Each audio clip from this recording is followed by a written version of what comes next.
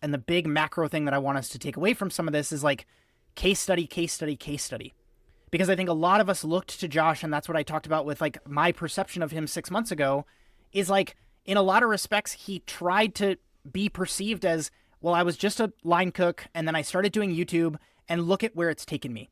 And I know that I've gotten DMs from people who are saying, I look at what Josh did and that's what prompted me to want to start to make content. And look at the Titanic rise that he had. And look at him as a shining example, beacon on the hill of what could happen if you take the leap and start to make content given experience at restaurants. And I think that's what drew so many people to Josh. And then we look at any of this, like the success happened really fast. It happened when he was really young. He didn't have a lot of other people around him.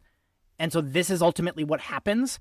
And so I want that to be something that you sit with as you're looking at what the next, decade of your career might look like if you're listening, and say, how can I take some of these stories and say, instead of I'm going to bash that and I'm going to push back against operationalizing, or I'm not going to go with a business partner, or I'm not going to set up my business with contracts, or I'm not going to think about an HR department, or I'm not going to think about systems, and look at this and say, this is what happens. These are the consequences.